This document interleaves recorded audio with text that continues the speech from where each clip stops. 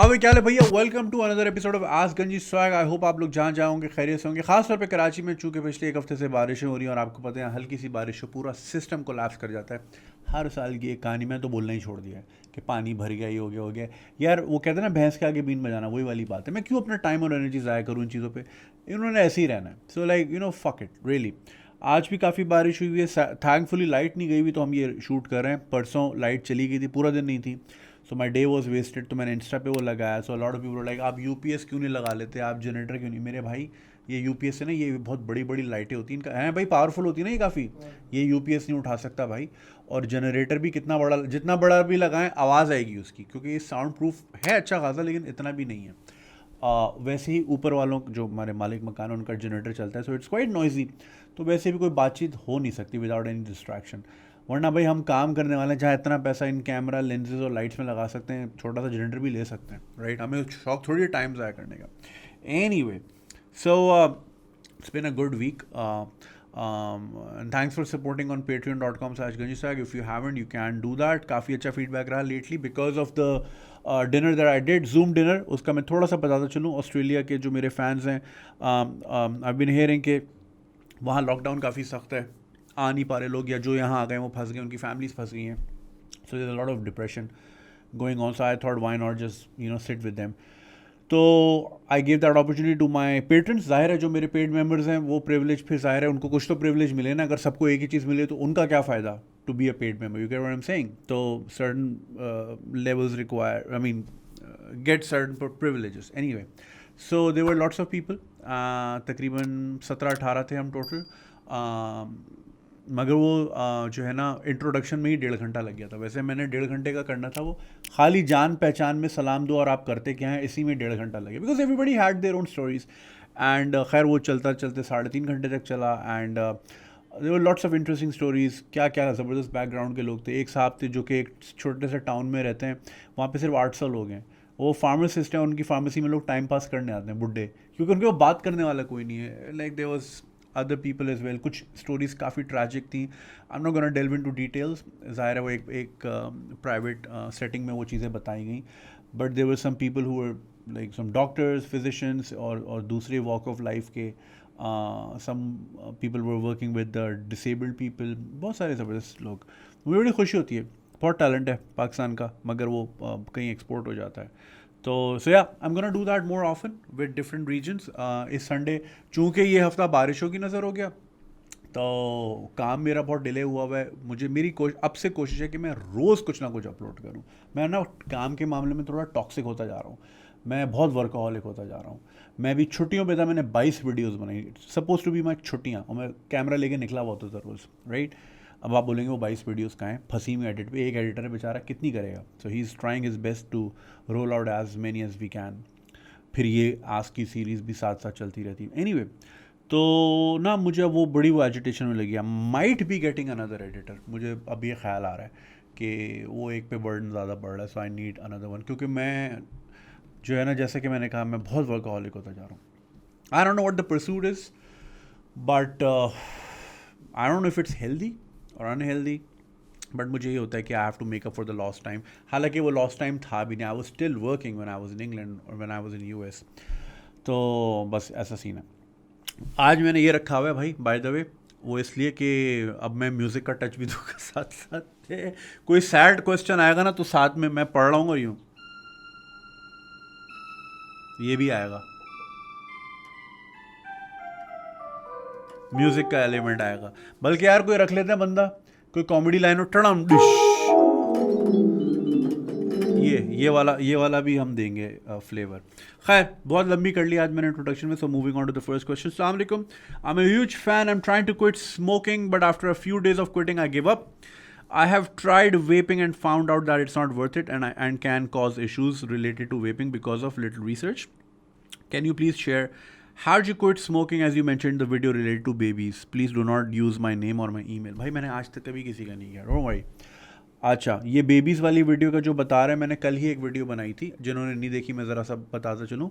सो मैंने बस ये शेयर किया था कि यार हम लोग ना व्हेन वी आर सिंगल, हमारा एटीट्यूड टुवर्ड्स बेबीज़ बड़ा अजीब सा होता है, कल्ली वल्ली यार, I am not gonna have kids, या बच्चे मुझे समझ नहीं आते, I am not gonna have them. But once you have them, आपकी ज़िंदगी में बहुत चेंज आता है, बहुत ठहराव हो जाता है।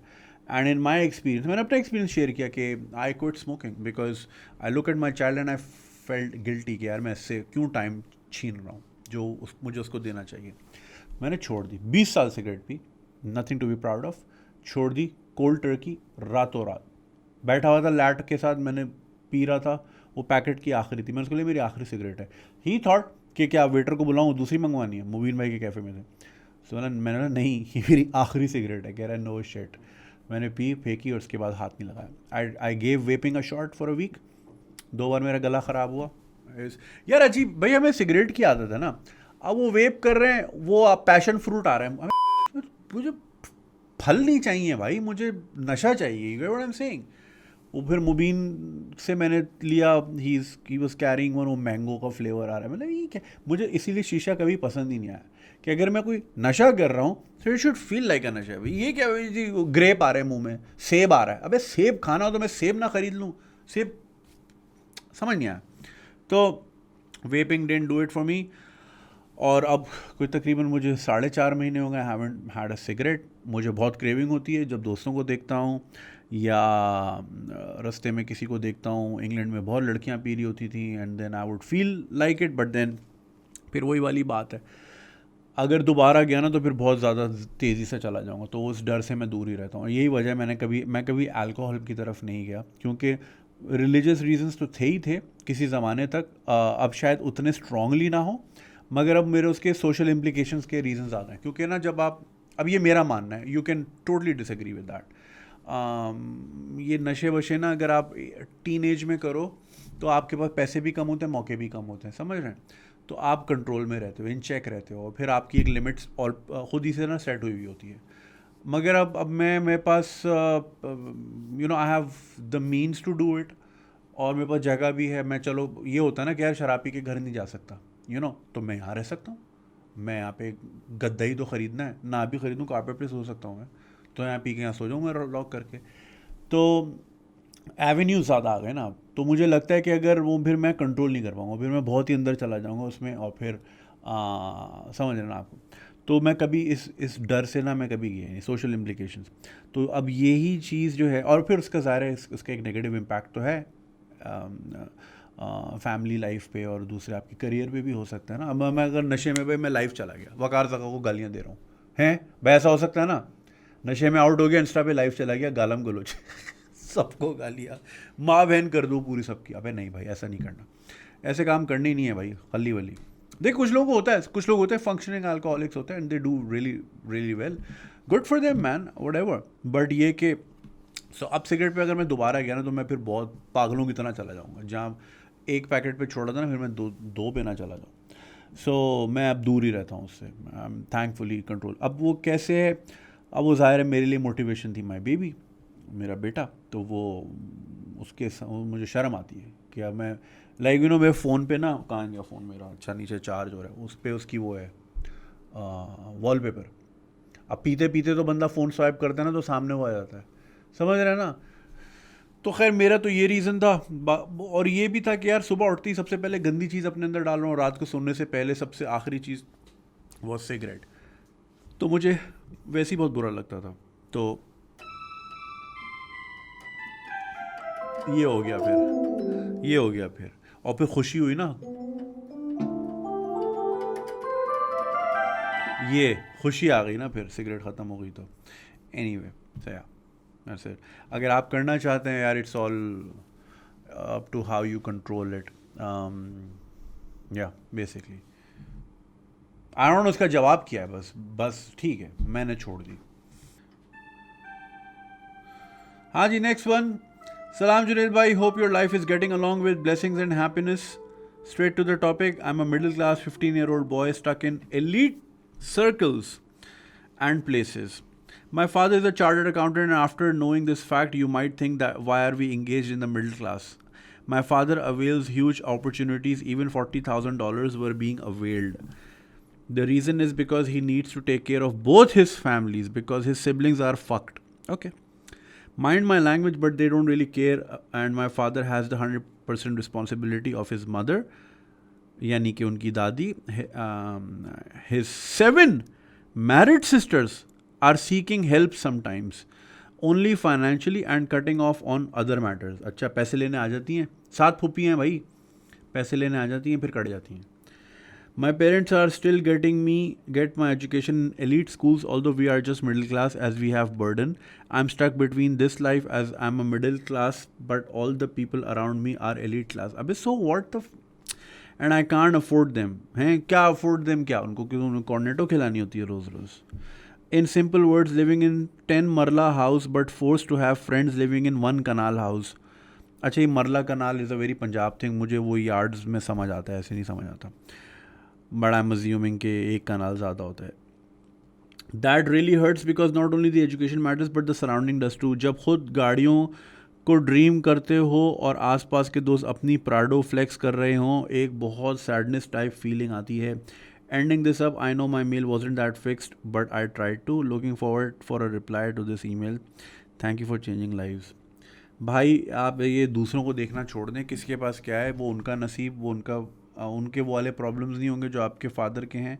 7 बहनें पालना, और ये शादीशुदा बहनें क्यों पैसे मांग रही हैं भाई, समझ से बाहर है.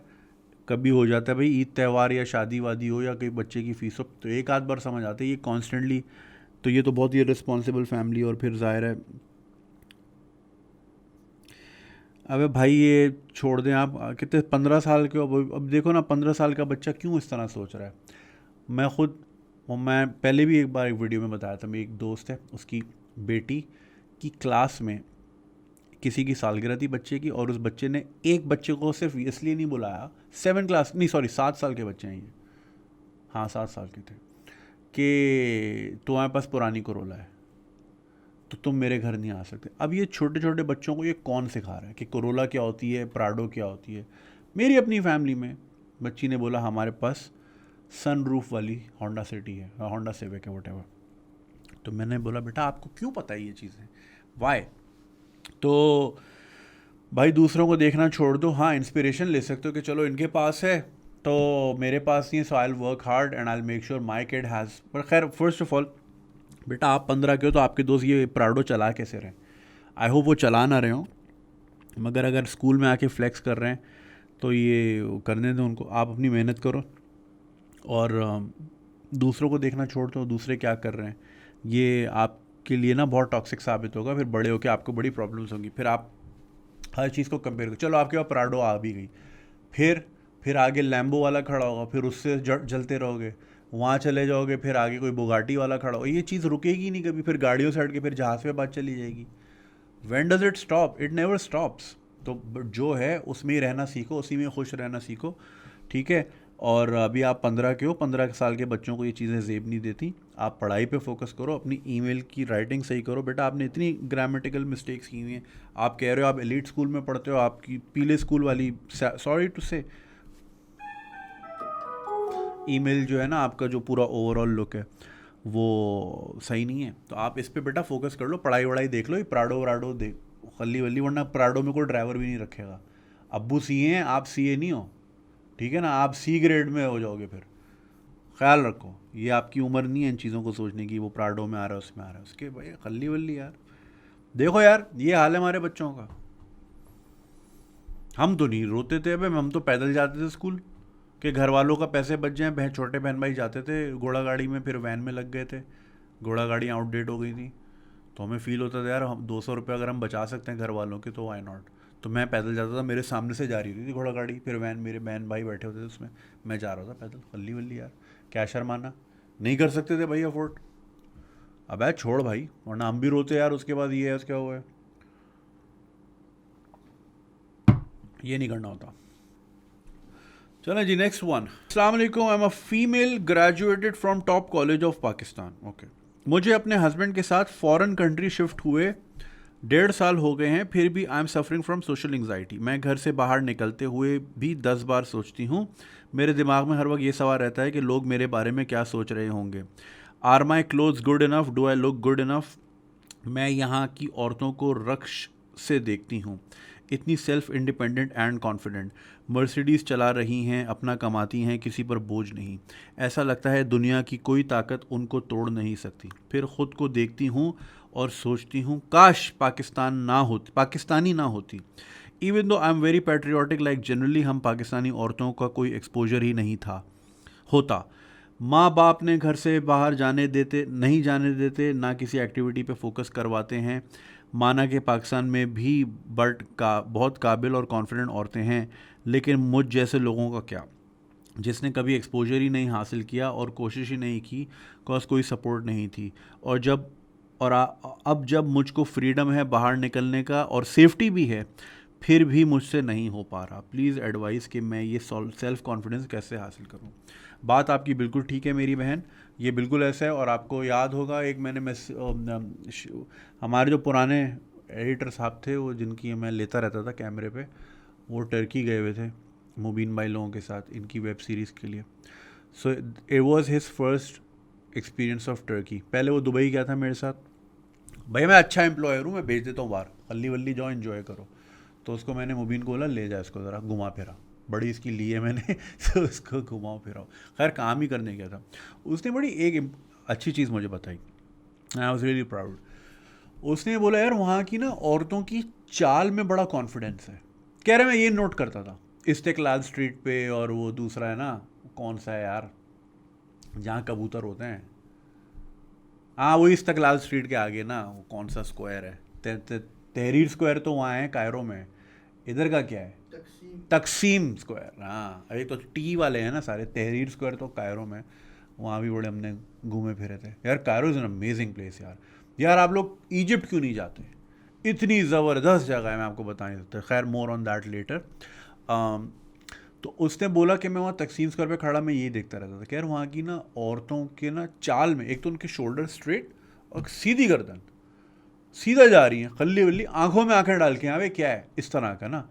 And on the other hand he said, and it's not, I mean it's very sad but it's true, कि हमारी जो औरतें हैं एक तो वैसे ही ज़ाहिर बेचारी नज़रें नीचे करके चलती हैं, क्योंकि अगर खुदा ना खास्ता किसी से 1 सेकंड का आई कांटेक्ट हो गया है, आ जाएगा बाइक लेके कि 2 नंबर है, ऐसा ही है, फ़ौरन बाइक करके घुमा लेंगे।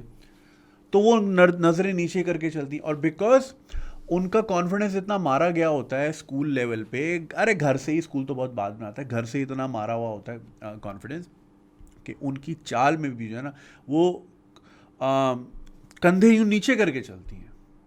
तो वो एक बड़ी डिफीटिस्ट सी अप्रोच नज़र आ रही थी। मैं सबकी बात नहीं कर रहा, बट मोस्टली अगर आप ऑब्जर्व करें, ठीक है। Why? Because they feel powerless.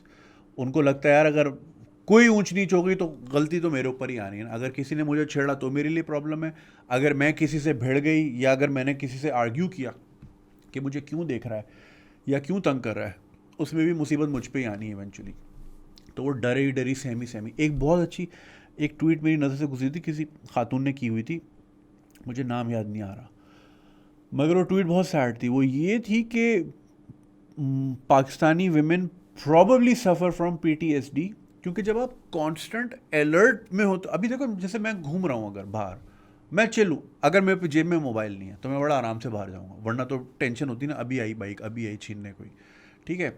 So for women it's far more different, ठीक है ना। उनको हर वक्त टेंशन है, अभी कोई गाड़ी आई तंग करने, या कोई छेड़ के जाएगा, या कोई हाथ लगा के जाएगा, या कोई बैग छीन लेगा। So to be in a very alert situation all the time, अपने अगर आपने फ्लेक्स किए हुए मसल और क्लेंच किया हुआ अपने आप को हर जगह से, तो वो नीम पागल तो हो ही गए होंगे। Sorry to use that word, but PTSD मतलब आपको इतना ट्रॉमाटाइज सिचुएशन में होगी, sorry take that word out, traumatise let's say, कि वो अगर कॉन्स्टेंटली इसमें कि यार अभी कोई आया, अभी अभी अभी हर वक्त अलर्ट रहना, बंदा पागल हो जाता है। तो एंड लाइक उनका कोई कसूर नहीं है, नॉट ब्लेम उन पे तो जाता ही नहीं है। So that's what he told me. अब वही वाली आपकी बात, अब आपको टेंशन है मुझे कोई देख रहा है, मेरी बहन वहाँ पे किसी के पास टाइम ही नहीं देखने को, और वहाँ कोई किसी को जज ही नहीं करता। मतलब आप जिस सोसाइटी में, अज्यूमिंग आप मिडल ईस्ट में, आई एम जस्ट अज्यूमिंग, आपने ये नहीं लिखा आप कहाँ हैं, मगर वहाँ पे लोग, अब जो आप कह रही ना औरतें अपनी मर्सिडीज़ चला रही होती हैं, तो उसकी नज़र ना आगे रोड पे है, उसकी नज़र आपके कपड़ों पे, आपके जूतों पे है ही नहीं, उसके बाद टाइम ही नहीं है, क्योंकि उसको मर्सिडीज में बैठ के कहीं जाना है, कहीं काम पे जाना है, कहीं दोस्तों के पास जाना है, वगैरह वगैरह, इंडिपेंडेंट लाइफ है। तो वहाँ पे इस तरह का नहीं देखा जाता। अगर वेस्ट में तो फिर वहाँ और नहीं देखा जाता, वो तो आप एग्जिस्ट सामने होगी, वो आप एग्जिस्ट ही नहीं करते ना। ऐसे होता है ट्रेनों में, मैं ऑब्जर्व करता हूँ, साथ में आके लड़की बैठ जाए, ऐसा मुंह होता है कि वो एग्जिस्ट ही नहीं करती। अबे भाई इतना सीन है। तो आप ये छोड़ दें, और इसमें पेट्रियाटिक और अनपेट्रियाटिक वाली कोई बात नहीं है। जो फैक्ट है वो है भाई। इनफैक्ट पॉइंट आउट करना जहाँ गलतियाँ खामियाँ हैं, तो आप ये तो और पेट्रियाटिज़म की निशानी है। मगर हमें ये सिखाया गया कि नहीं, सब गंदा गंदा छुपा दो और बोलो अच्छा अच्छा है, सब अच्छा है। तभी तो हम इम्प्रूव नहीं करते, तभी तो हम देखें ना आज फिर डूबे में पानी में, पिछले साल भी डूबे हुए थे। बस सब समेट लो कारपेट के नीचे, बोलो हाँ जी सब अच्छा है, नंबर 1 कंट्री है, मना लो नंबर 1। तो आप जो है ना ये छोड़ दें कि मेरे कपड़े सही हैं या do I look good enough. Try to feel comfortable in your own skin. और जो है कपड़े वपड़े कोई इस तरह की ना कोई सोच रखता नहीं है। ये it's a very South Asian thing, एक दूसरे को देखना। I am very sorry to say this, but this what I have observed. मर्द तो स्टेयर करते ही हैं औरतों को। कभी आपने औरतों को देखा है औरतों को स्टेयर करते हुए मॉल्स वगैरह में? कैसे यूं यूं करके, हैं भाई देखा है, यूं यूं करके देखती हैं दूसरी औरतों को। नोट किया आपने ये चीज़? कभी आप भी कीजिएगा। इतनी बुरी तरह चेकआउट करती हैं कि इसने क्या पहना हुआ है, क्योंकि अंदर से जेलसी है, हरस है, पता नहीं क्या है, इनसिक्योरिटी है। ये ऐसी अच्छी क्यों लग रही है, इसने क्या पहना हुआ है, ये कितने का है, पता नहीं। And I have only notice it here. I am sure दूसरी जगह भी एग्जिस्ट करती होगी इन सम वे और दी अदर। मैंने मेरे ऑब्जर्वेशन जो भी है यहाँ की है, बहुत बुरा स्टेयर करती हैं ख़वातीन को। मर्द तो करते ही हैं। तो वहाँ ऐसा कुछ नहीं है। तो आप बिल्कुल जो है ना ये अपने जहन से सर से निकाल लें। बस आप सोचें कि अब आप आज़ाद हो गई हैं और आपको कोई टेंशन नहीं, कोई तंग करने वाला नहीं है। एंड ये सारी चीज़ें आप छोड़ आई यहाँ पे। ये जो गंदी नज़रें हो गई, या फिर ये ताने हो गए, या ये आवाज़ कसना, ये वाली चीज़ें, या आपके कपड़ों पे किसी का नुक्स निकालना, या आपकी अपीयरेंस पे पॉइंट आउट करना, ये सारी चीज़ें आप ये समझें कि जिस तरह आपने मुल्क छोड़ा ना, वो सब भी छोड़ दो, वो सब पीछे रह गया। ये सारा बैगेज आप जिना इंटरनेशनल एयरपोर्ट पे उतार के चलिएगी। आप इस तरह सोचें तो बिल्कुल फील ना करें।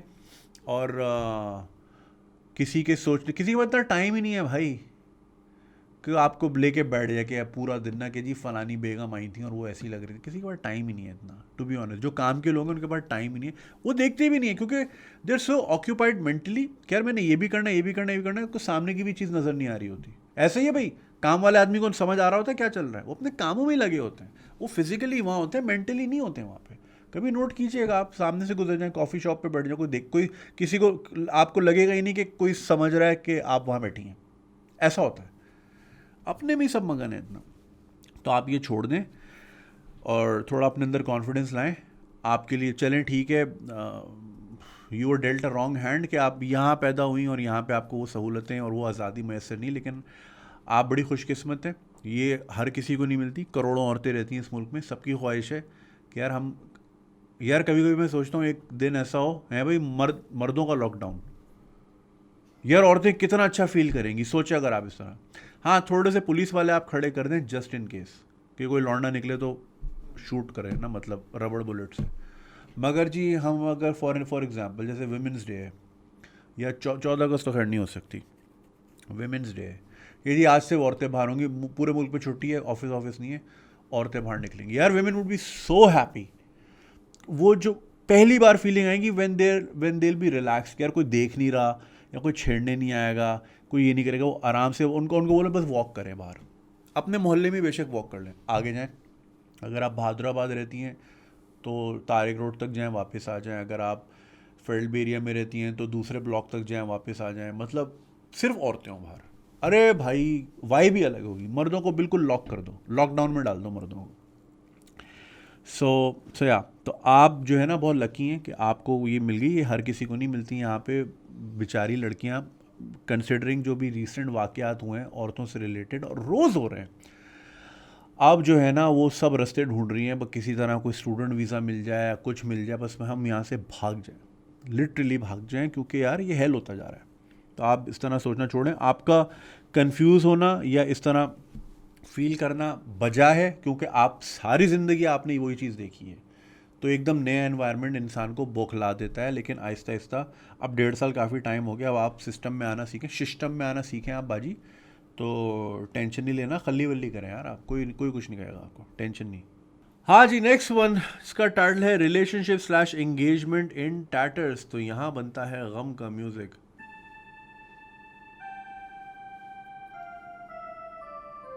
मजाक करो, मेरा मकसद किसी की प्रॉब्लम का मजाक उड़ाना नहीं। I am just trying to keep it light hearted, because most of the times ये मेरे लिए ना बड़ा टॉक्सिक हो जाता है, क्योंकि एपिसोड में आपको 6-7 सवाल मिलते हैं, लेकिन असल में मैंने कुछ 30-40 पढ़े होते हैं।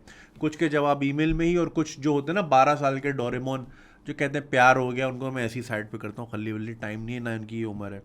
तो I am just trying to keep it light hearted, ताकि मैं ना थोड़ा समझ रहे ना आप मेरी, because I understand it helps a lot of you people, but it takes me to a very dark place for a couple of days. Anyway, moving on.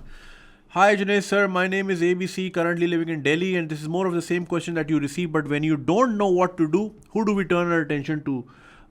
It's towards the guys like you who, by their experience, might have much better understanding. So the thing is, me and my soon-to-be fiance are together for the last 4 years. And suddenly now she has started to lie about stuff, like she started seeing a guy and now tells me I'm feeling guilty. हैं? क्या देख भी रही है, झूठ बोल रही है ऐसी? But I feel good with him, as both side of her family knows about us, but still she's doing stuff like this. When I asked if you want to stay with me or not, she said yes with ifs and buts. बेटा आपकी ज़िंदगी में ना full stop लाएं थोड़े से, एक ही में चले जा रहे हैं। वो उसकी तरह, वो क्या था, ब्रेथलेस किसने गाया था, उसकी तरह। I told her I'm ready to give her relationship another chance, only if you stop seeing that guy and start to ignore him. If you're not able to take it in an episode. अच्छा, ये मेरे लिए क्या है आखिरी। तो basically भाई, दिल्ली के एक साहब हैं, 4 साल से एक रिलेशनशिप है, अब वो मंगनी की तरफ जा रहे हैं। अब वो खातून जो हैं वो she start seeing another guy, मगर कह रहे हैं लाई अबाउट इट। अच्छा, लाई अबाउट स्टफ, यानी वो झूठ मूठ बोल रही हैं, कोई बंदा है और कह रही हैं गिल्टी भी हैं, और फिर मुझे मज़ा भी आ रहा है और छोड़ना भी नहीं चाह रही, इफ्स एंड बट्स कर रही हैं। तो भाई एक काम करें ना, आप एक काम करें, आप भी एक गर्लफ्रेंड ढूंढ लें। उन्होंने बॉयफ्रेंड ढूंढ लिया, आप एक गर्लफ्रेंड रख लें। बोले ठीक है जी, इक्वल, खल्ली वल्ली, बात ही ख़त्म। And see how that goes. अगर उनको बुरा लगे तो बोलो now you know how I feel, so भाई स्टॉप प्लेइंग गेम्स और सीरियस लो इसको। अगर नहीं है, देखें होता ये है कि कुछ लोग जो है ना, हर चीज़ देखें, हर किसी को मुकम्मल जहां नहीं मिलता, किसी को ज़मीन, किसी को आसमान नहीं मिलता, ऐसा ही है भाई। तो होता क्या है, नो बडी इज़ परफेक्ट, सब में कोई ना कोई कमी रह जाती है। अगर एक आदमी है, for example he is a family man and he financially secured है, सब कुछ अच्छा है, मगर अल्कोहलिक है, तो वो एक्सेप्ट कर लेते हैं कुछ लोग कि चलो यार 4 चीज़ें तो अच्छी हैं, तो थोड़ी सी बुराई एक्सेप्ट कर लो। Nobody is perfect that way. इसी तरह same goes the other way, ठीक है। तो मगर कुछ लोग समझते हैं कि यार चलो ठीक है, फाइनेंशियल सिक्योरिटी मैं यहाँ से ले लेती हूँ, और फिर जो है प्यार और इमोशनल कनेक्शन में यहाँ से, और थोड़ा सा वाइल्ड किस्म का यहाँ। ऐसे नहीं होता भाई, ये नहीं होता। ये क्या 3 आदमी घर नहीं आ सकते भाई? एक म्यान में 2 तलवारें नहीं, म्यान होता है वो, जो उसका तलवार का कॉन्डम कह लो आप, कवर जिसको बोलते हैं, मैं कॉन्डम बोल रहा हूँ। तो भाई स्ट्रेट अप बोलें क्या चल रहा है, ये कोई ओपन रिलेशनशिप वाला कोई सीन नहीं है भाई। इधर हम जो है ना परंपरा वाले लोग हैं, शादी करनी है प्रॉपर्ली तो सीधा है। अब इस बात की क्या गारंटी कि चलो अगर वो बोल रही है कि हाँ चलो ठीक है, मैं अब जो है ना आप मुझ पे विश्वास करें पूरा, और मैं कोई भी इस तरह का ना हंकी डोरी नहीं होगा, लेकिन इसकी बात की क्या गारंटी शादी के बाद फिर कोई मामला हो। You know what I am saying. I am not saying people don't reform और दे डोंट, मतलब वो सही भी हो जाते हैं, ऐसा भी नहीं है, मगर ये कि भाई उनसे सीधा सीधा बात करेंगे। भाई अगर ख़ानदान चलाना है, if you want to be the mother of my children, तो मेरे घर में ऐसा नहीं चलेगा भाई। या तो फिर ओपन रिलेशनशिप कर लो, ठीक है, तुम भी ढूंढ लो, 4 में भी 3 ढूंढ लेता हूँ कोई, ऐसा कर लो। ऐसा नहीं होता भाई, थोड़ा सा स्टर्न हो, और जो है ना, ये आपने कोई वॉइड छोड़ा है। अच्छा, ये भी अजीब बात होती है कि like you know when men cheat they're assholes, when women cheat they're like तुम्हारी वजह से मैंने चीट किया, बिकॉज तुम मुझे अटेंशन नहीं देते, मुझे कहीं और से मिल गई तो मैंने वहाँ, मतलब दोनों सूरतों में मर्द ही हरामी होते हैं। आई डोंट नो मैन। तो अब इनका भी ये रीज़न होगा कि आपने कोई वॉइड छोड़ दिया खुला और किसी और ने आके फिल कर दिया, नो पन इंटेंडेड। तो I don't know man, this is what it is. तो no ifs and buts, but सिर्फ आपके घर में, कहीं और नहीं हो सकती, उनको आप बोलें। And be very clear about it, क्योंकि भाई शादी वादी का मामला, ज़िंदगी गुजारनी है, इस तरह ज़िंदगी नहीं गुजरती। और आपकी बड़ा दिल है आपका कि आपने उसके बावजूद you are giving her chance, वरना देसी मर्द तो चांस ही नहीं देता, कहते हैं भाई खली वली निकल, तेरी हिम्मत कैसे हुई इधर उधर किसी के साथ घूमने फिरने की, डेट करने की। सो देखें, पहले तो बोला भाई मेरी भी गर्लफ्रेंड है, मुझे भी वो ऑफिस में थी, समझ आ रही थी, तो we went to a couple of dinners और ये वो, see how she takes it, देखो फिर पता चलेगा, ठीक है। बाकी गुड लक मैन, ख्याल रखें अपना, ताकि आपकी ज़िंदगी में भी खुशियाँ हैं, ये हैप्पी एंडिंग वाला। चलें, टेक केयर। अभी मैं एक सवाल पढ़ रहा था और वो काफ़ी सैड स्टोरी थी किसी की पर्सनल लाइफ की, और उसमें ज़ाहिर है कुछ डिटेल्स ऐसी होती हैं जो कि कोई और सुनने वाला बता सकता है कि ये तो मेरे घर की बात हो रही है, एनीवे। और बिल्कुल एंड में आके ख़ातून ने लिखा था कि उनके हस्बैंड भी बड़े शौक से देखते हैं। तो अगर ऐसी सिचुएशन हो तो प्लीज़ ये बात मेंशन कर दिया करें, क्योंकि मैं तो, अगर आपने ईमेल भेजी तो मैं पढ़ लूँगा। वो जैसे एक मिडल ईस्ट वाली एक थी, उनको फिर बाद में प्रॉब्लम हो गई थी, प्रॉब्लम तो खैर नहीं हुई थी, मगर उनकी दोस्तों ने फ़ोन किए थे कि ये तुम्हारी स्टोरी तो नहीं है, क्योंकि उसमें डिटेल्स ऐसी थी और आपने खुद ही लिख के भेजी थी मुझे। तो मैंने फिर खुद ही वो डिस्कार्ड कर दी, मैंने खातून को खुद ईमेल कर दी कि मैं ले रहा था आपका क्वेश्चन, मगर एक तो उसमें डिटेल्स इतनी प्रोमिनेंट थी कि वो साफ पता चल जाएगा सुनने वालों को कि मेरे घर की बात हो रही है।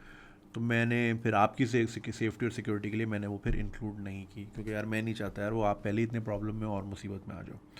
तो अगर ऐसी कोई डिटेल्स हो ना बहुत कॉमन, या फिर ये कि अगर आप जिनके बारे में ये कर रही हैं ईमेल या कर रहे हैं और आपको पता है वो भी देखते हैं, तो फिर मेंशन कर दिया करें ये वाली बात, ताकि मैं ना लूँ ऐसा सवाल। I don't want you guys to get into more problem. तो खैर अब वो फिर कभी अगर उनकी ईमेल आएगी तो फिर देख लेंगे। एनीवे, ये एक ईमेल आई थी, तो ये मैं ईमेल पढ़ता हूँ, लेकिन इसका जवाब मैं नहीं दूंगा, कौन देगा वो मैं आपको बताता हूँ। पहले मैं आपको सवाल बताता हूँ।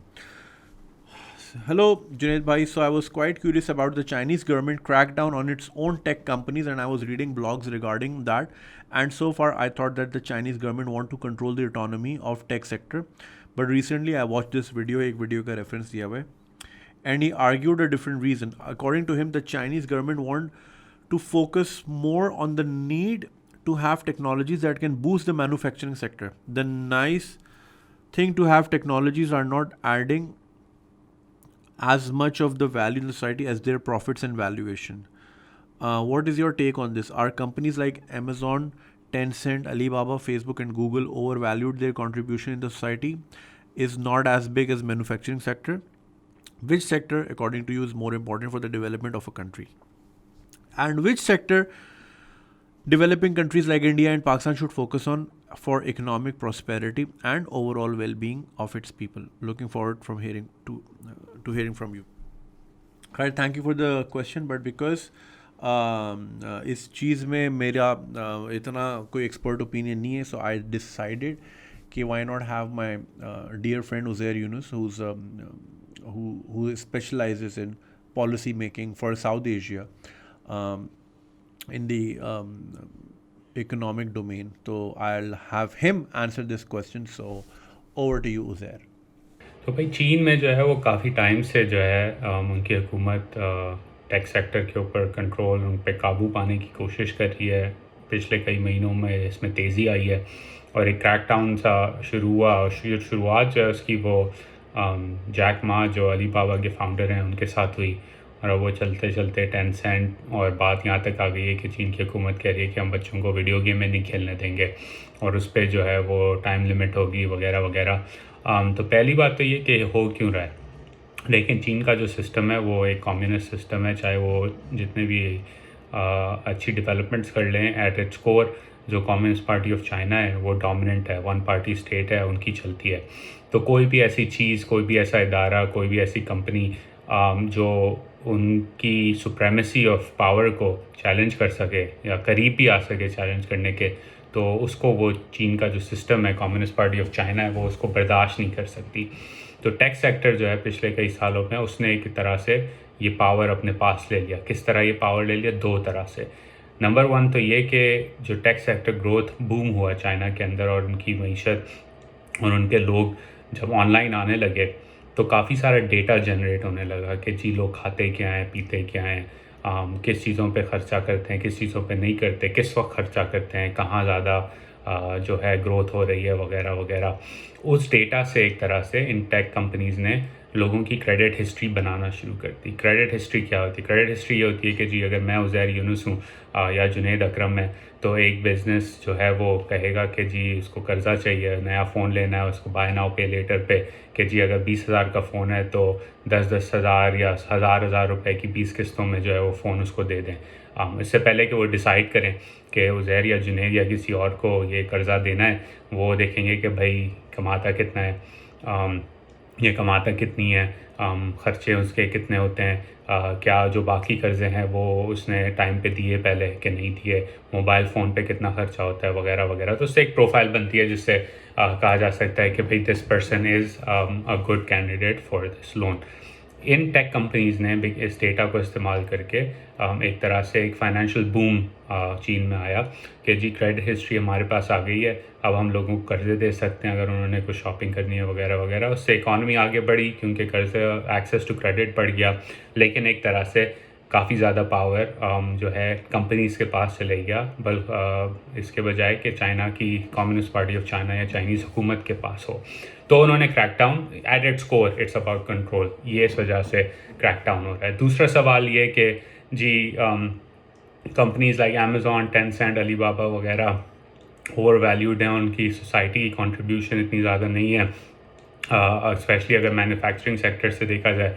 तो देखें इसमें काफ़ी नुआंस रखने की ज़रूरत है। नंबर वन, जो वैल्यूएशन होती है किसी भी कंपनी की वो मार्केट डिसाइड करती है, specially companies like Amazon, Tencent जो कि पब्लिकली ट्रेडेड हैं। वो ओवर वैल्यू भी हो सकती हैं, अंडर वैल्यू भी हो सकती हैं, लेकिन in the long run market decides कि एक एसेट की वैल्यू कितनी है।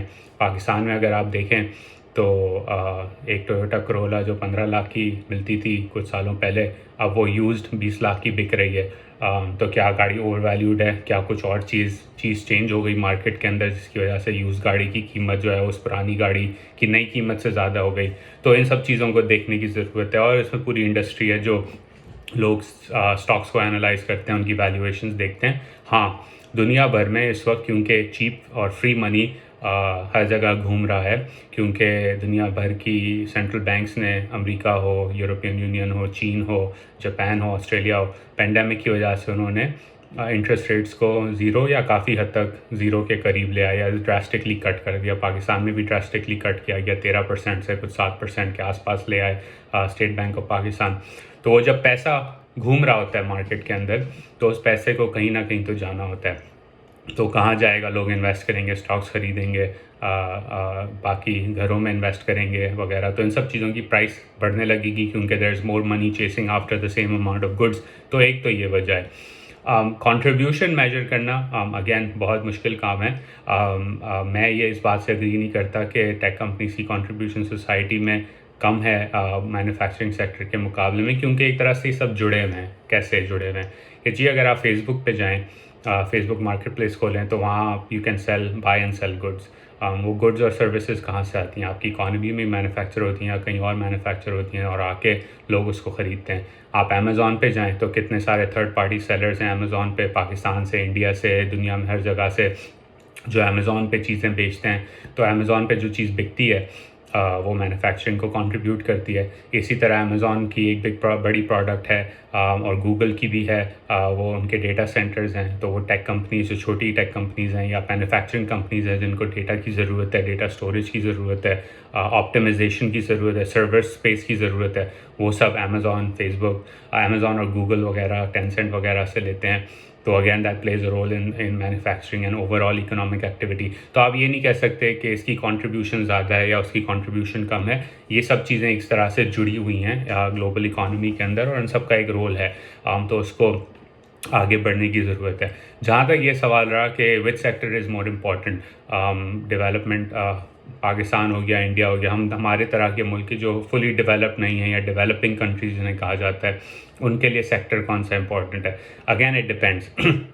कैसे डिपेंड करता है? डिपेंड इस तरह करता है कि देखें, अगर इंडिया या पाकिस्तान काफ़ी सारा ऑयल इंपोर्ट करते हैं, तो एक सेक्टर जिसको डेवलप होना चाहिए हमारे मुल्कों के अंदर वो है रिफ़ाइंड पेट्रोलियम, क्योंकि अगर आप क्रूड इंपोर्ट करेंगे और आप उसको ख़ुद रिफ़ाइन करेंगे तो इकोनॉमिक एक्टिविटी आपके मुल्क के अंदर थोड़ी बहुत ज़्यादा होगी बिला वजह इसके कि आप रिफ़ाइंड पेट्रोलियम सऊदी अरेबिया या यूएई से ख़रीद लें, क्योंकि वही क्रूड निकाल रहे हैं, वही उसको वैल्यू ऐड कर रहे हैं, उसकी प्रोसेसिंग कर रहे हैं, फिर आपको फुल प्राइस पे बेच रहे हैं, तो आप कुछ इकोनॉमिक एक्टिविटी अपने मुल्क में कर सकते हैं। इसी तरह एग्रीकल्चर सेक्टर है, अगर हम गंदम उगाते हैं, ठीक है, लोगों को खाने की ज़रूरत है रोटी की, तो हम गंदम उगाते हैं, लेकिन इसके साथ साथ अगर पाकिस्तान जैसे मुल्क में value addition of fruits and vegetables में, तो बिलखसूस यूएई और सऊदी जैसी मार्केट्स में जो नेट फूड इंपोर्टर्स हैं, वहाँ आप अपना फ्रूट्स एंड वेजिटेबल अच्छी क्वालिटी का पैकेज्ड वैल्यू ऐड करके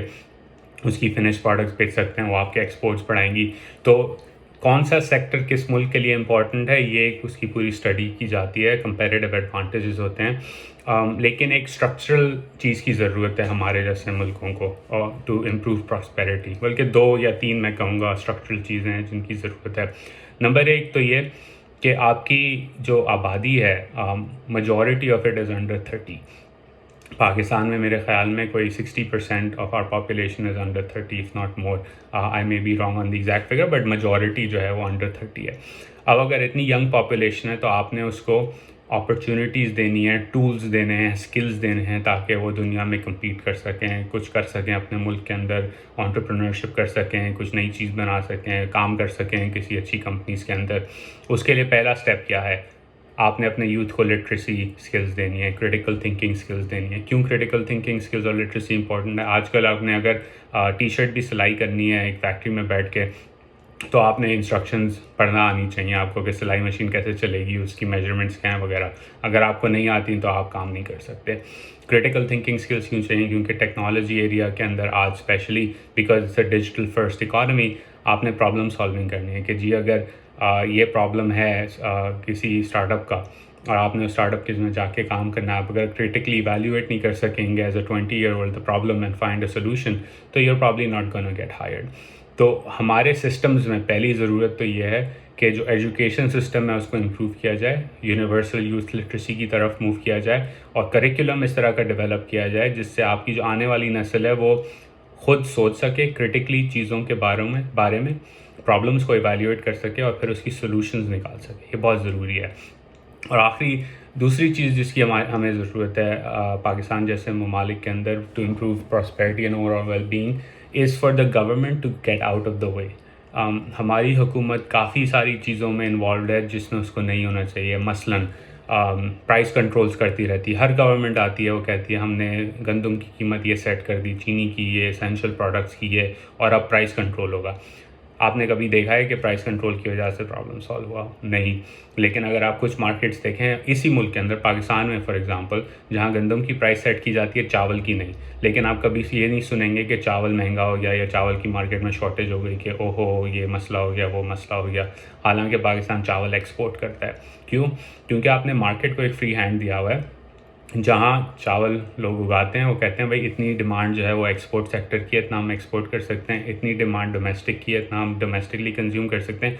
उस हिसाब से इन्वेस्टमेंट होती है, उस हिसाब से क्वालिटी कंट्रोल और वैल्यू एडिशन में इन्वेस्टमेंट होती है, उस हिसाब से प्रोडक्शन होती है आपके चावल की। तो आपको कभी कुछ पता नहीं चलता कि चावल की मार्केट के अंदर क्राइसिस आए। जिस मार्केट में क्राइसिस आता है या जिस मार्केट में दुनिया भर से ज़्यादा महंगी प्रोडक्ट पाकिस्तान में या इंडिया में मिली जाती है, आपको वहाँ नज़र आएगा 100% गारंटी के साथ कि हुकूमत का कोई ना कोई किरदार है। वो डिस्टॉर्ट करती है मार्केट को, उसके अंदर किरदार अदा करती है और उस किरदार की वजह से मार्केट के अंदर बार बार क्राइसिस आता रहता है। आखिरी चीज़ मैं ये कहूँगा कि इकोनॉमिक प्रॉस्पेरिटी के लिए क्या ज़रूरी है? Political consensus. ये पाकिस्तान के लिए बहुत ज़्यादा इंपॉर्टेंट पॉइंट है। क्यों? क्योंकि हमारे मुल्क के अंदर इतने सारे एथनिक ग्रुप्स हैं, इतनी सारी पॉलिटिकल पार्टीज़ हैं, सिस्टम पार्लियामेंट एक ट्रांजिशनरी डेमोक्रेसी है। कभी लोग कहते हैं प्रेसिडेंशियल सिस्टम हो जाए, कभी कहते हैं पार्लिमानी हो जाए, कभी लोग कहते हैं ये सिलेक्टेड है, वो सिलेक्टेड है, वगैरह वगैरह। इस लड़ाई झगड़े के अंदर जो एक अमीर तबके की लड़ाई झगड़ा है, आम आदमी को उससे कुछ फ़र्क नहीं पड़ता, उसकी ज़िंदगी में बुराई होता है, कुछ अच्छा नहीं होता। एक कंसेंसस डेवलप नहीं हो सकता कि हमें अपनी मईशत को लेके कहाँ जाना है, क्या हमारे गोल्स हैं, किस तरह हम उन गोल्स को अचीव करेंगे, किस तरह हम कोऑर्डिनेट करेंगे। अब मसलन एक एग्ज़ाम्पल दे के मैं इस बात को ख़त्म करता हूँ कि अगर फ़ेडरल हुकूमत इस्लामाबाद में और सिंध हुकूमत पीपल्स पार्टी की कराची में वो एक साथ काम नहीं कर सकती और वो कोऑर्डिनेट नहीं कर सकती कि जी कराची में डेवलपमेंट को किस तरह आगे बढ़ाना है। तो कराची जो आपका सबसे बड़ी बंदरगाह है मुल्क की, जहाँ गुड्स आते हैं या एक्सपोर्ट होते हैं, वहाँ से ही सब निकलता है। It's a choke point. उस शहर का इंफ्रास्ट्रक्चर अगर लैक ऑफ कोऑर्डिनेशन की वजह से ठीक नहीं हो सक रहा, उसमें इन्वेस्टमेंट नहीं हो सक रही, उसमें एम्पावर्ड गवर्नमेंट नहीं दी जा सक रही, तो मुल्क कैसे तरक्की करेगा? अगर कंसेंसस होगा कि जी हमारे इश्यूज़ एक साइड पे, लेकिन कराची को डेवलप करना है या कोई भी हमारा डेवलपमेंट प्लान है उस पर आगे बढ़ना है, मिल भर के आगे बढ़ना है, तभी मुल्क तरक्की करेगा। और ये हमने देखा, NCOC अगर आप देखें, लड़ाई झगड़ा बहुत हुआ हर पॉलिटिकल पार्टी का, लेकिन NCOC was the coordinating mechanism जिसने कहा हम कंसेंसस बिल्ड करते हैं जितना हो सकता है उतना, लेकिन कुछ करेंगे कोशिश पेंडेमिक को कंट्रोल करने की। और आपने देखा कि NCOC ने काफ़ी अच्छा काम किया। तो consensus, political consensus, societal consensus के जी हमें तरक्की करनी है, हमें आगे बढ़ना है, हमें टिकटॉक पे बैन नहीं लगाना, हमें आगे का सोचना है, हमें अगर रिफॉर्म्स करने हैं तो साथ मिल के रिफॉर्म्स करने हैं, अगर मुश्किल रिफॉर्म्स भी हैं तो उसकी सपोर्ट की ज़रूरत है। ये उसके बगैर जो है तरक्की नहीं हो सकती। तो I hope this answer was helpful and thank you so much. So ये थे Uzair Younus, who's a very good friend of mine, और उनकी पाकिस्तानोमी के नाम से बड़ी ज़बरदस्त पॉडकास्ट होती है, यूट्यूब पे भी है, ज़रूर सब्सक्राइब करें, ज़रूर सुनें। He brings in really good guests and really good, meaningful and impactful conversations. So thank you, Zair, for your input, and I hope that answered your question. So moving on to the next one. आहा, इनको अपनी girlfriend याद आ रही है? याद आ गई इनको कोई अंजलि इनकी है? अच्छा जी, next one. Ethical dilemma over switching companies. Hi Junaid bhai, how are you? Hoping all is well on your end. I've been watching your videos for the last 3 years and admire the work you're doing. Your point of view helps a lot of listeners out there. Now coming to the main topic to discuss, giving you a quick background. I'm 36, living in Lahore, associated with the software industry for the last 10 years as a project manager. I joined one of the leading software houses in Lahore. Last year completed my 1-year contract with them successfully. My performance was quite good as my employer admired me a lot during my contract here. Last month, I got an offer with a multinational software firm. They offered me a good salary along with amazing benefits. Plus, their work environment is wonderful. I accepted that opportunity and will join them in a month. My current employer made a counter offer, but it was not worth it as the new opportunity is way far better.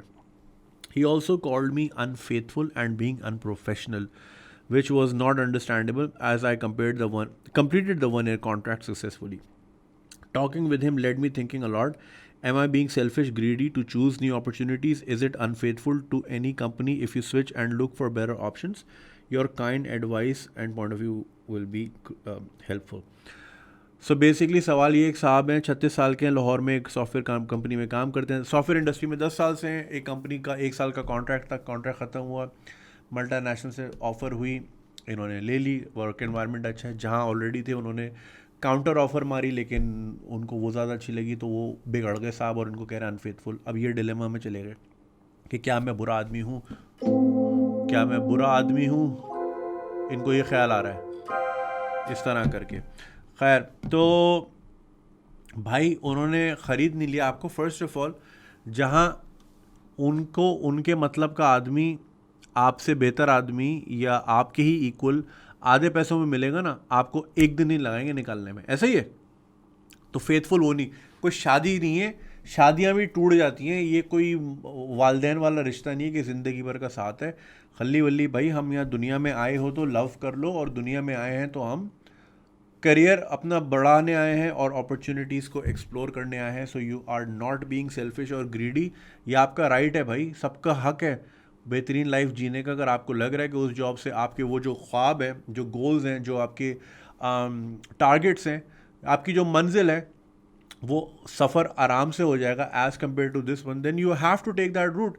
अब आप highway पे जा रहे हो, जाना आपने सखर है, अब एक तरफ से नेशनल हाईवे, दूसरी तरफ से कच्ची सड़क है, पहुंच दोनों रही हैं। अब आप खुद देख रहे हो ना कि यार यहाँ से मैं ज़रा स्मूथली चला जाऊँगा, मेरी गाड़ी का वेयर एंड टेयर भी नहीं होगा, मेरी कमर भी नहीं दुखेगी, खड्डे भी नहीं आएंगे और मैं आराम से पहुँच जाऊँगा। और ये डेंजरस भी है, खड्डे भी हैं, कच्चा भी है, गाड़ी भी ख़राब होगी, तो आप कौन सा चूज़ करोगे? लेके दोनों ही जा रही हैं, ठीक है ना, you'll choose the one that fits you. तो सिमिलरली यहाँ पे भी आपका एक गोल है, एक टारगेट है, अब आपको लग रहा है कि यार ये ज़्यादा स्मूथ सेल है तो आप वही लोगे। कोई शादी थोड़ी कर ली, कोई ससुर थोड़ी है आपका वो कि वो आप पे हुक्म चला रहे हैं। खल्ली वल्ली कौन अनफेथफुल प्रोफेशनल लाइफ में भाई, आप यही होता है, आप कोई ये नहीं होता यार, you are not bound in blood. ये कोई वो गेम ऑफ थ्रोन्स थोड़ी है कि वो हाथ काट के या वो त्रिशूल से आपने जो है ना वो लिख दिया और आपने अपनी ज़िंदगी हमेशा के लिए उनको वक्फ कर दी है कि आप उनको प्रोटेक्ट। अबे खल्ली वल्ली जा काम कर अपना भाई, कोई और ढूंढ ले। ऐसा कोई सीन नहीं है भाई, बिल्कुल जाएं न्यू अपॉर्चुनिटीज़। और आप बिल्कुल ग्रीडी और सेल्फिश की बात ही नहीं है भाई, ये ऐसा ना सोचें भाई, वो भी आपको निकालने में 2 मिनट नहीं लगाएंगे जहाँ उनको आधे तनख्वाह पे बंदा मिल गया। अगर ऐसा ही है भाई, 2 मिनट नहीं लगाएंगे, कोई सा भी बहाना बना के जी आपका एटीट्यूड सही नहीं है। चल अबे एटीट्यूड क्या हो गया एटीट्यूड को? तो ये आप ना सोचें बिल्कुल भी भाई, लें अगली opportunity and up and above जाएं ज़िंदगी में। खल्ली वल्ली ये टेंशन ही नहीं लेनी। हाँ जी, अगली ईमेल पे चाहते हैं, लेकिन आप ये सुने।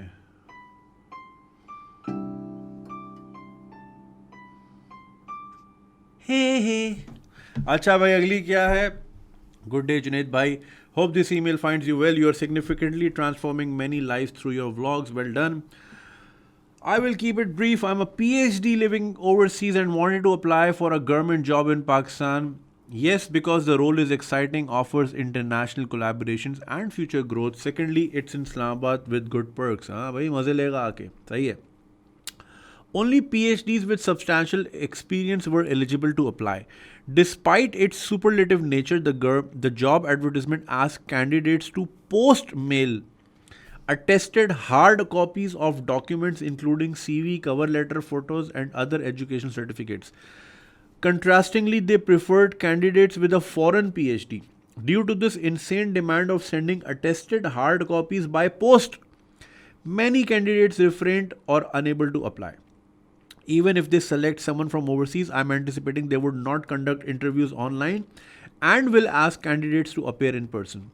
Just so you know, the job is not at all military related, so I do not see problem in them doing or conducting online recruitment. What on earth we expect from a Pakistani system to change? I have also noticed some posts on LinkedIn related to NEPRA jobs test where candidates took written test without electricity. अबे नेपरा की job में बिजली नहीं थी। Deeply disappointed.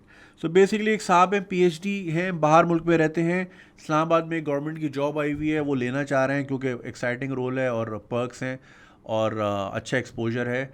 मगर उसके लिए government कह रही है कि अटेस्टेड हार्ड कॉपीज़, यानी बाहर कनाडा में अगर वो बच्चा बैठा हुआ है पीएचडी, तो उसको कह रहे हैं कि तू पहले अपना सीवी प्रिंट आउट करा, तस्वीरें प्रिंट आउट करा, डिग्री प्रिंट आउट करा, सब कुछ, और उनको अटेस्ट करवाओ। अबे वहाँ कौन सा काउंसलर फारिग बैठा है टोरंटो में, तुम्हें अटेस्ट करके देगा? और फिर मेल करो। मैंने वो ईद कार्ड भेजे थे अभी अपने फैंस को, पेट्रन्स को। फैंस तो बहुत सारे हैं भाई, 20 लाख हैं, किस किस को भेजता। तो एक एक ईद कार्ड मुझे 6-6 हज़ार रुपये का पड़ा भाई यहाँ से। नॉर्वे के लिए, फिनलैंड के लिए, ऑस्ट्रेलिया के लिए 4,000 इस तरह पड़ा। मतलब मैं कुछ जता नहीं रहा, बात बता रहा हूँ, खाली एक डॉक्यूमेंट। यहाँ ये इतना सारा थद्दा मांग रहे हैं। अच्छा जी, और ये बता रहे हैं कि पिछले दिनों नेपरा की जो उसकी जॉब के लिए जो है टेस्ट ऑर्गेनाइज हुआ, और जहाँ टेस्ट हो रहा था वहीं बिजली नहीं थी। मतलब नेपरा बिजली बनाने वाली डिपार्टमेंट है। NEPRA stands for what? National electricity पता नहीं क्या।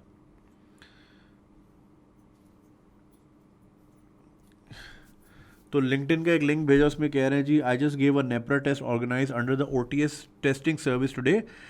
There was no light for the whole time the test was conducted. There was heavy rainfall, and with the clouds above us, there was so much darkness in the room. We had to give the test in such unsuitable environment. There was no generator or any other arrangement for light. यार कसम से यार हम 2021 में यार ये हाल है हमारा।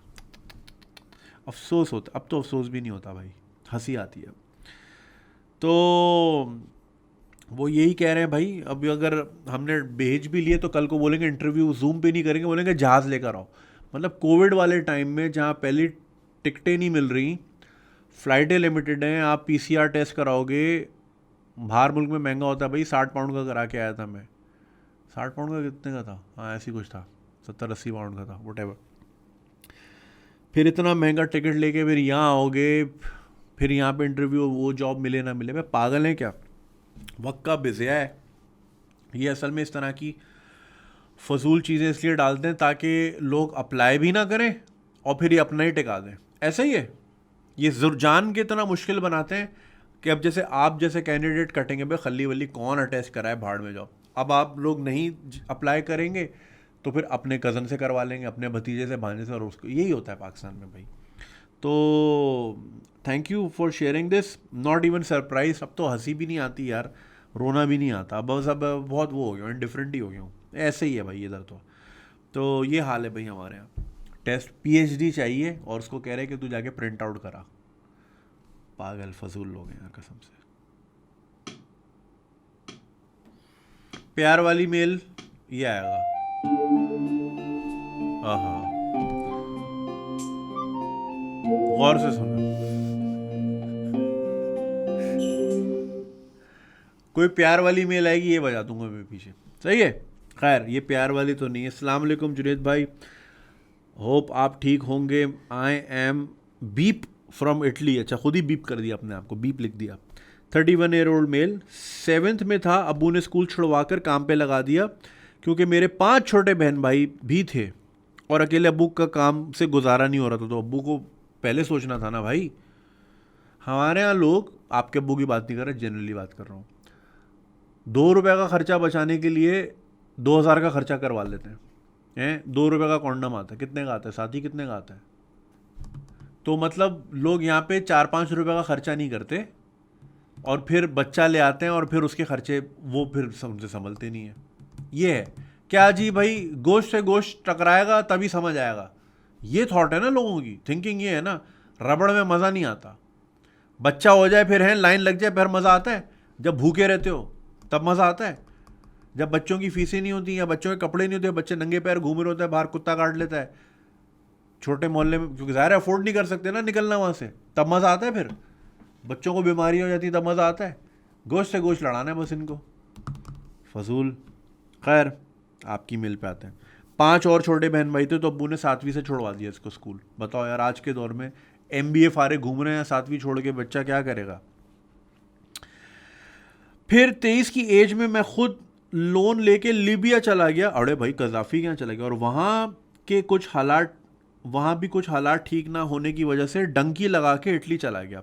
डंकी क्या होती है भाई? डंकी वो होती है जिसमें लोग इलीगली कभी कंटेनर में बैठ के या जंगलों के रास्ते मतलब क्या से मोज़म्बिक से साउथ अफ्रीका घुस जाते हैं, या पैदल पैदल ईरान के रास्ते टर्की से फिर स्विम करके या किश्तियों में फिर ग्रीस निकल जाते हैं। इसको डंकी कहते हैं। Now I am 31।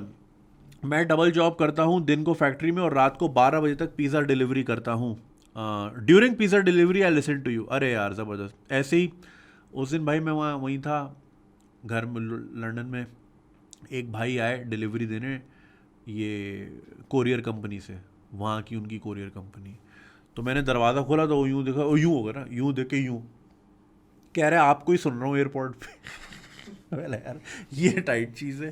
तो लोग ना डिलीवरी के टाइम लगा लेते हैं कान पे, और वो चल रही डिलीवरी, बातचीत भी चल रही है। तो गुड यार।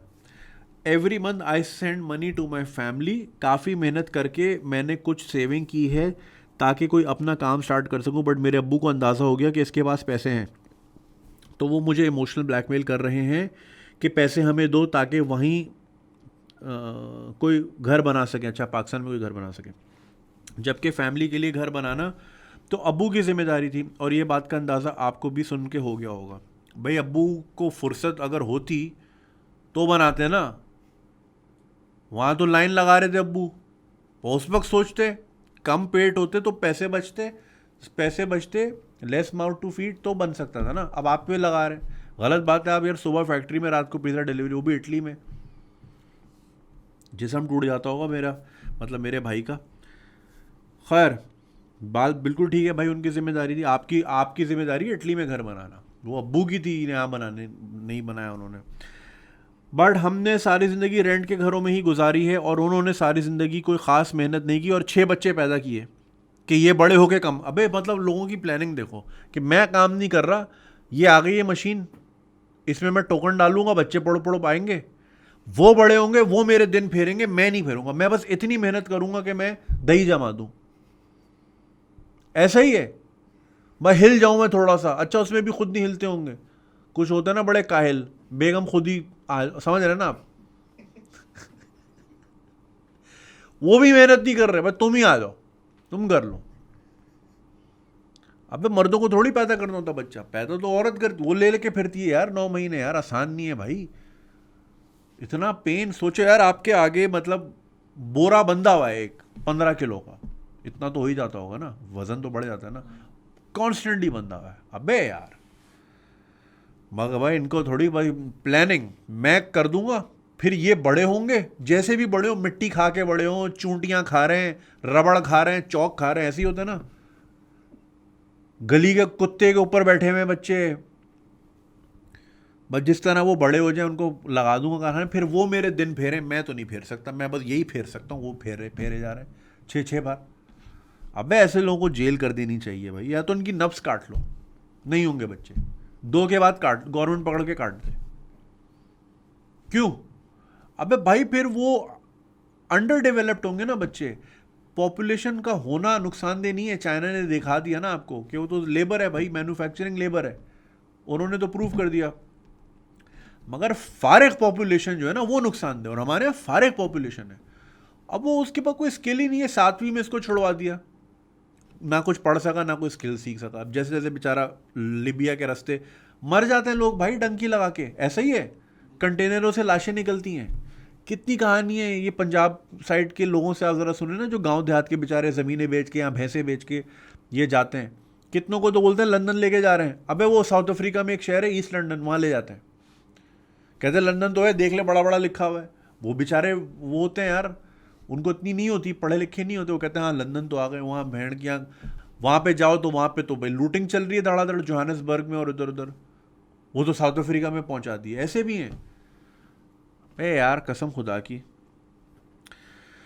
खुद 6-6 बच्चे पैदा बड़े होकर काम करेंगे तो हमारे हालात ठीक होंगे, हाँ दोबारा सेव करने के लिए 2-3 ईयर फिर लग जाएंगे। अच्छा अगर बेचारे ने लगा ली फिर 2-3 साल पीछे चला जाएगा ना वो, और उस घर में उसने रहना ही नहीं है, वो तो इटली में रहता है।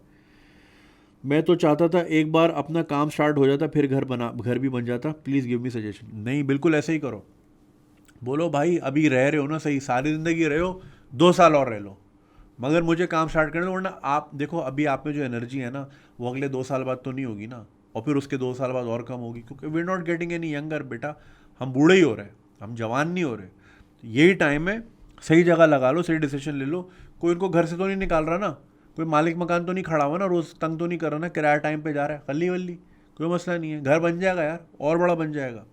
मगर अगर घर पे लगा दिया ना, अच्छा फिर वो भी नहीं खर्चे कम होंगे, वो वाला वॉश बेसन लगाना है हमने, वो वाला कमोड समझ नहीं आ रहा, ये वाली टाइल समझ नहीं आ रही, अबे भाई दे दे के फंस जाएगा अगले 5 साल तुझे घर में लगा के।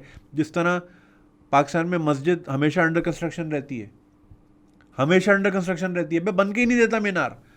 तारिक रोड वाली मस्जिद मैकडोनल्ड के सामने जिसका बहुत बड़ा मीनार है, 20 साल मैंने देखा उस मीनार को अंडर कंस्ट्रक्शन, क्यों?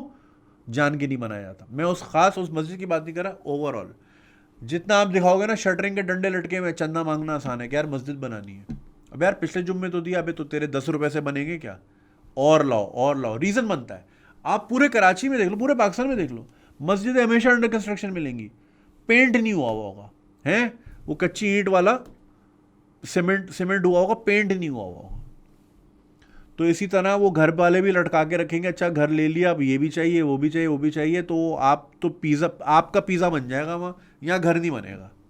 तो उनको बोलो भाई अभी रुक जाओ, मैं अपने हिसाब से लेके चलूँगा, अब्बा आपने देख लिया अपने हिसाब से, आपकी प्लानिंग जो भी थी वो ये थी, मुझे सही प्लानिंग करने दो, मुझे आप जैसा नहीं बनना भाई कि मैं 6 कर लूँगा, ये बड़े होंगे तो मुझे पाल लेंगे। बड़े वाह यार, भाई कैसे लोग हैं यार, हैं? नहीं भाई बिजनेस करो हल्ली वल्ली, अब्बा को बोलो वेट करें। हाँ जी, आज की last email, confused on sending a bit unusual marriage proposal. Assalamu alaikum Junaid bhai, my question or situation as below. Kindly keep my privacy. I'm unmarried, 28 years old male. I've gone through many struggle and God have always blessed me and I'm very thankful to him for same. I'm on a decent job and had delayed marriage to own a house and get settled. Now as settled, my parents will be starting to search for suitable match. Why parents भाई, खुद क्यों नहीं ढूंढ सकते आप? अच्छा, anyway, I need to know on below situation. There is one of my younger cousin. She is not practicing Muslim, as not much of a dini mahal at her home. She around 2-3 years ago eloped from her house and married a non-Muslim. She didn't accept his faith, but had done court marriage.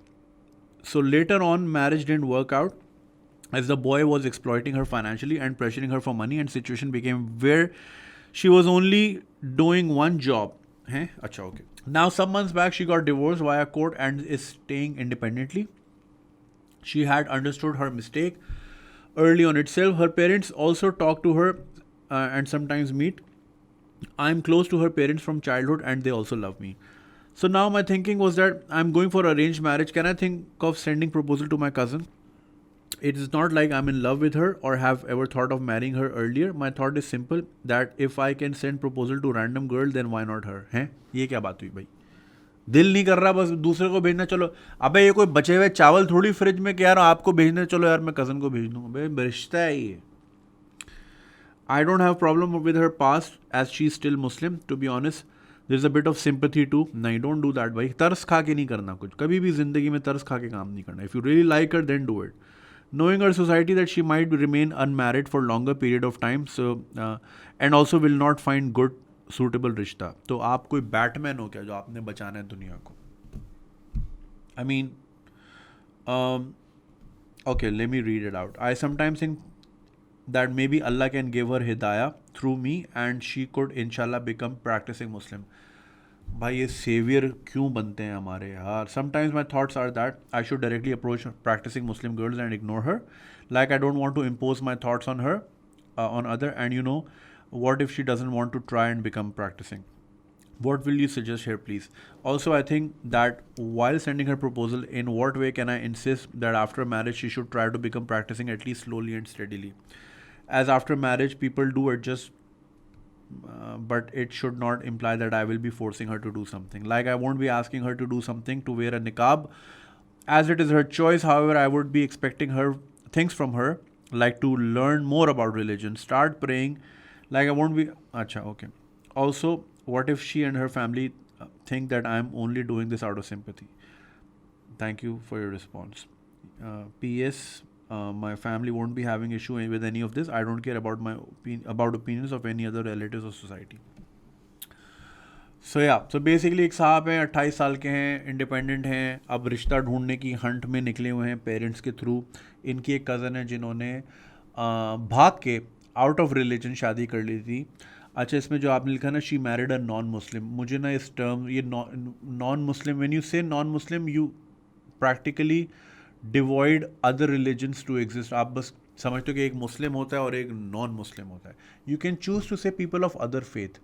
मतलब अब जैसे for example, जैसे ये है, ये iPhone है. सो ये iPhone, it's not non Samsung नहीं है ये, या ये नॉन नोकिया नहीं है, इट्स एन आईफोन. इसकी अपनी आइडेंटिटी है. सो ये नॉन मुस्लिम कह के ना, ये आइडेंटिटी छीनने वाली बात होती है बेसिकली. तो try not to use this term. You can say people of different faith when you're referring to more people of different faith कह लें आप, या जो उनका फेथ है वो बोल दें, क्रिश्चियन है, हिंदू है, पारसी है, जो भी है वो बोल दें. नॉन मुस्लिम जब आप कहते हो ना, तो यू इम्प्लाई कि सबको मुस्लिम होना चाहिए था और वो नहीं है तो वो नॉन हो गए. नॉन स्टिक फ्राइंग पैन होता है ना, जैसे. आई don't know man if I make sense, but मुझे ये से होता है. अच्छा, तो उनकी कज़न ने बेसिकली किसी और से शादी कर ली थी ऑफ अ डिफरेंट फेथ, और वो शादी चल नहीं पाई क्योंकि वो उनको एक्सप्लॉइट कर रहा था फाइनेंशियली, फिर कोर्ट के थ्रू डिवोर्स ली वगैरह वगैरह. अब ये चाह रहे हैं कि जहाँ, अब ये पूछ रहे हैं कि जहाँ मैंने दूसरों को भेजना है तो मैं इनको भेज दूँ रिश्ता. अबे कोई बर्फ़ी थोड़ी है, कोई रिश्ता है, ज़िंदगी गुजारनी है. देखें, first of all, are you willing to accept the fact कि she was open minded enough to marry someone out of her faith? क्योंकि आपने जिस तरह लिखा कि यार मैं थोड़ा सा दीनदार माहौल चाहिए चाहता हूँ घर में और प्रैक्टिसिंग हो वगैरह वगैरह, तो आपको ये बात एक्सेप्टिंग लगेगी। आपने ये तो कहा कि यार मैं सिंपथी नहीं करनी होती ज़िंदगी। If you really love someone then do that. आप कोई बैटमैन नहीं है, आप मदर टेरेसा नहीं है, आप किसी को बचाने नहीं आए। ये सेवियर कॉम्प्लेक्स से बाहर निकलें, ठीक है ना। तो थॉट अच्छी है। आपने ये सोचा कि जी हमारी सोसाइटी में कोई, अब उसके लिए ज़ाहिर ऑप्शंस कम है जिस तरह की हमारी सोसाइटी है, ऐसा वैसे होना नहीं चाहिए, and it's not always true. मगर आपके जहन में ये बात है ना कि अब इससे कौन करेगा, तो चलो मैं कर लेता हूँ। तो ये थॉट नहीं भाई, मोहब्बत से करें जो भी करें, वरना फिर जो है ना ये समझौते फिर बाद में ही आपको काट रहे होंगे।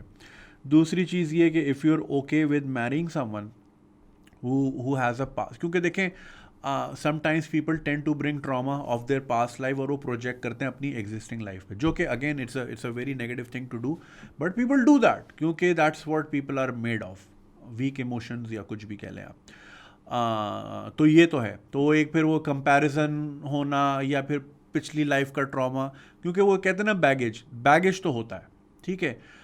अगर आप उससे डील करना जानते हैं या डील करना चाहते हैं या डील करना समझते हैं कि आप हैंडल कर सकते हैं तो कर ले बेशक, ठीक है ना। आई एम जस्ट टेलिंग यू कि क्या होता है। और तीसरा आपने बोला कि जी आपकी ख्वाहिश होगी कि वो थोड़ी दीनदार हो, तो अगर आपका भाई इतना ही वो है तो आप किसी दीनदार लड़की को ढूंढ लें। कोई डायरेक्ट ही आपको ऐसी ढूंढ लें जहाँ पे आपको इतना कुछ इम्प्लाई ना करना पड़े, कोई इम्पोज ना करना पड़े, आपको इनहेरेंटली वही माहौल मिल जाए, ठीक है ना। आप कोई इस तरह की देख लें, बहुत हैं लड़कियां, बहुत दीनदार लड़कियां, नेक लड़कियां बिल्कुल एग्जिस्ट करती हैं, हर तरह के लोग एग्जिस्ट करते हैं। तो जो आप चाह रहे हैं आप उस तरह ढूंढ लें। ये कि यार मैं एक तो सिंपथी में कर रहा हूँ और फिर ला के मैं चाहूँगा कि वो थोड़ी बहुत इस तरफ आए, clearly she is open minded enough to marry someone out of her faith, समझ रहे हैं। तो अब आप ये भी चाह रहे हैं कि अल्लाह आपके थ्रू उनको हिदायत दे, तो आप ये अपने आप को इतना स्पेशल क्यों मान रहे हो भाई, समझ रहे हो मेरी बात। हमारे ना यही मसला है, हम सब चाहते हैं शरीयत नाफिज हो लेकिन दूसरों पे, और हमारे ज़रिए, चाहे वो हम पे नाफिज होती हो या ना होती हो। हम बड़ा खुश हैं अफ़गानिस्तान में जी शरीयत आ गई, तो फिर जाके रहते क्यों नहीं है, क्यों इस काफिर सिस्टम में हम रहते हैं जहाँ पे सूद भी है, जहाँ पे काफिरों की डेमोक्रेसी भी, हम क्यों रहते हैं। अगर शरीयत में रहना चले अफ़गानिस्तान, ना पासपोर्ट चाहिए ना कोई वीज़ा चाहिए, तो हम बॉर्डर से सीधा एंट्री है, जाते नहीं है। दूसरों पे चाहिए शरीयत, अपने पे नहीं चाहिए। और या कि हमारे थ्रू सब हों। अब जैसे मैं आज एक न्यूज़ पढ़ रहा था, कोई हॉस्पिटल है पंजाब में, मुझे याद नहीं आ रहा, वहाँ के कोई नए वो आए हैं जो कि हॉस्पिटल के इंचार्ज हैं, तो उन्होंने जी सबको बोल दिया जी नो मोर जीन्स, और सब स्कार्फ में आए। अब आपने नोटिस किया ही होगा कि पाकिस्तान में, not only Pakistan, south Asia में जो क्रिश्चियन कम्युनिटी है उनका बहुत रोल रहा है in terms of health care. तो हमारे बहुत से क्रिश्चियन हॉस्पिटल्स भी हैं, ठीक है ना, जैसे 7 डे एडवेंटिस्ट है, होली फैमिली है, ये तो खैर कराची के हैं, और लाइक लाहौर में इतने, पूरे पाकिस्तान में। तो बहुत सारा नर्सिंग स्टाफ जो है आपको क्रिश्चियन कम्युनिटी का मिलता है, जो कि आपने पिछले दिनों खबर भी सुनी होगी कि वो कुछ मुस्लिम नर्सिस जो थी, क्रिश्चियन नर्सिस पे उसने कोई स्टिकर हटाया होगा। एक तो हम हर जगह ख़त्म नबूवत वाले स्टिकर हर जगह लगा, उसने शायद कोई स्टिकर उतारा था या क्या, उस पर ब्लास्फेमी लगा दी थी, ठीक है। झगड़ा होता है जॉब प्लेसमेंट का कि यार ये हटेगी तो मेरी प्रमोशन आएगी, तो इस पर ब्लास्फेमी, ये हमारे यहाँ होता है, इसको यूज़ करते हैं, नेगेटिवली यूज़ करते हैं। तो अब ये अस्पताल जो भी है गुजरांवाला में था, पता नहीं कहाँ था, तो वहाँ पे मोस्ट लाइकली क्रिश्चियन स्टाफ भी होगा। अब आप क्रिश्चियन औरतों को क्यों पहना रहे हो भाई स्कार्फ, ठीक है। मगर वो जी क्यों जी, कि मैं इस्लामिक वैल्यूज़ को अपहोल्ड करना चाह रहा हूँ, उनका ये स्टेटमेंट है, जो भी हेड ऑफ द डिपार्टमेंट मतलब हॉस्पिटल है। तो भाई वो जो गंदी सिरिंजें जो पड़ी हुई, पहले तो सफाई ने स्वी माने, अस्पताल में सफाई करा लो। गवर्नमेंट हॉस्पिटल का आपने हालत देखी है कभी? ये तो कराची लाहौर का ही इतना बुरा हाल होता है, तो ये तो फिर दूसरा शहर है, समझ रहे हैं आप। तो वो करा लो, आधा ईमान तो पूरा हो जाएगा आपका। नहीं, वो सफाई नहीं करानी, बस लोगों के कपड़े में चेंज करा लो। एक तो ये व्हाट्सएप वाले अंकल है ना हमारे, सबको जो है ना दूसरों पे चाहिए शरीयत, अपने ऊपर नहीं चाहिए। तो अब ये जो आप इस तरह सोच रहे हैं कि मैं इस पूरी सिचुएशन में हीरो बन जाऊं और मैं एक तो उसको एक्सेप्ट करूं, ये कल्चर बॉलीवुड से आया ना कि जी वो उसका तो कोई पूछने वाला नहीं था और राज ने जो है ना सिमरन का हाथ पकड़ लिया।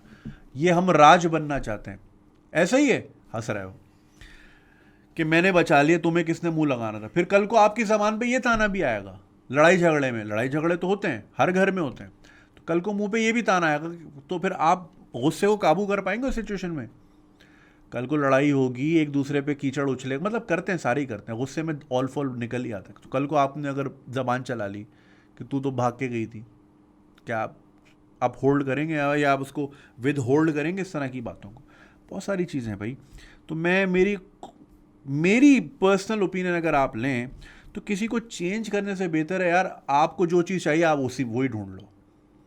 क्यों आप किसी को जो कोई अगर जीन्स पहनती है तो उसको आपने क्यों बुरके में डालना है? आप बुरके वाली ढूंढ लो कोई, आपका स्ट्रगल ही ख़त्म हो जाएगी ना आपकी। लेकिन शायद हमारी ईगो इस बात को ना सेटिस्फाई नहीं होती, हमारी ईगो, जब तक हम किसी को पूरा चेंज देखें, मैंने इसको बदल के दे दिया, तेरे भाई ने क्या सीन, मसला सारा ईगो का आ जाता है।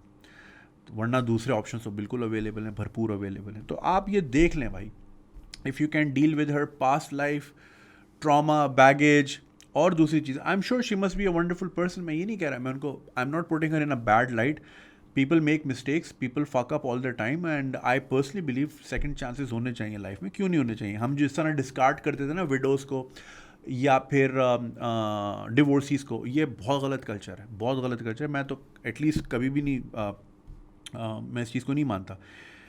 और ये भी कहना गलत है everybody deserves a second chance, फिर वही सेवियर वाली बात आ गई ना। बस ठीक है भाई, जो हुआ हुआ पास में यार, सबके साथ फकअप हो जाते हैं यार। आप इतनी मेहनत से घर बनाते हो, पता चलता है जी वो लैंड तो गवर्नमेंट का था और वो कब्जे का था और आपको किसी ने चेप दिया। गलतियाँ तो हो जाती हैं लोगों से, सो व्हाट, आप छोड़ दो क्या इंसान को, डिस्कार्ड कर दो हमेशा के लिए? नहीं, that's a very wrong thing to do. What I am just trying to say is के are you ready to deal with all of that, क्योंकि वो बहुत बड़ा प्रेशर होता है, आसान चीज़ नहीं होती, ये देख लो आप। और ये कि मैं मेरे थ्रू हिदायत आ जाए और ये आ जाए और वो आ जाए, आप पहले अपने ऊपर अप्लाई करें, दूसरों को करते रहिएगा चेंज। सबके लिए मेरा यही मशवरा है।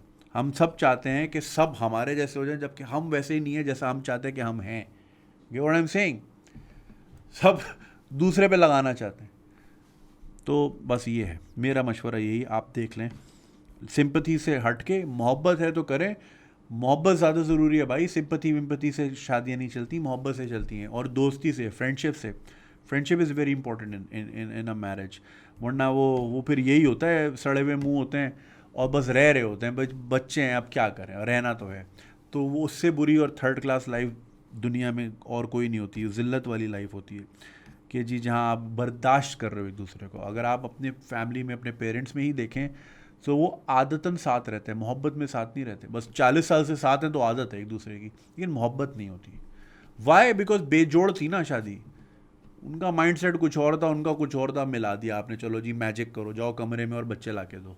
अरे वो अलग अलग दिशा के लोग। खैर, तो सिंपैथी से ना करें, मोहब्बत से करें शादी, कहीं भी करें। ठीक है, चलें। आई होप ये आपको एपिसोड अच्छी लगी होगी। If you did, do subscribe, and if you want to support you can do that on patreon.com/ganjiswag। इंशाल्लाह आपसे मुलाकात होगी next week with more questions, और अपना ख्याल रखिएगा। खुदा हाफिज़।